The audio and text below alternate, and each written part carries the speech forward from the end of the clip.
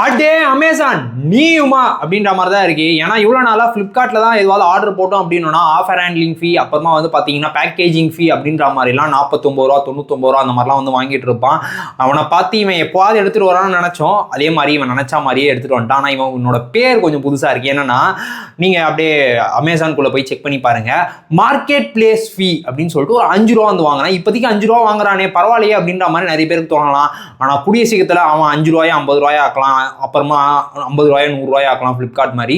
So இந்த மாதிரி ஆகிறதுக்கான வாய்ப்புகள்லாம் அதிகமாக இருக்குது. அமேசான் வந்து கரெக்டாக இந்த பிரைம் டே சேல் மந்த் அப்போ கரெக்டாக இந்த விஷயத்தை எடுத்துகிட்டு வந்துட்டான். ஏன்னா இதுக்கு அடுத்து இந்த பிரைம் டே சேலில் நிறைய பேர் ஆர்டர் போடுறதுக்கு வாய்ப்புகள் இருக்குது. இதுதான்டா சாக்கு பிஸ்னஸ் பண்ணுறதுக்கு அப்படின்னு சொல்லி எடுத்துகிட்டு வந்தாங்கன்னு தெரியல. ஆனால் இந்த 5 ரூபா ஃபீ எடுத்துகிட்டு வந்திருக்கான், மார்க்கெட் பிளேஸ் ஃபீ. அதுக்கான அர்த்தம் வந்து என்னென்னா அவங்களுடைய பிளாட்ஃபார்மை யூஸ் பண்ணி வாங்குறதுனால நம்மளுக்கு அந்த 5 ரூபாயா என்னடா இது அப்படின்ற மாதிரி தான் இருக்கு.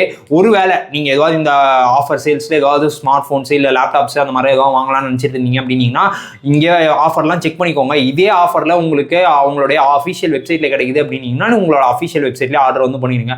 அதை விட இங்கே தான் பெட்டராக ஆப்ஷன் கிடைக்குது அப்படின்னா தான் நம்ம வந்து ஃப்ளிப்கார்ட் ஆர் அமேசானில் வந்து ஆர்டர் பண்ணுற மாதிரி இருக்கும். ஸோ நீங்கள் செக் பண்ணிவிட்டு நீங்கள் இந்த அமேசானுடைய பிரைம் டே சேல் ஆகட்டும் இல்லை ஃப்ளிப்கார்ட்டோடைய கோட் சேல் ஆகட்டும், இது எல்லாமே வந்து 12ஆம் தேதி வந்து ஸ்டார்ட் ஆகுதுல.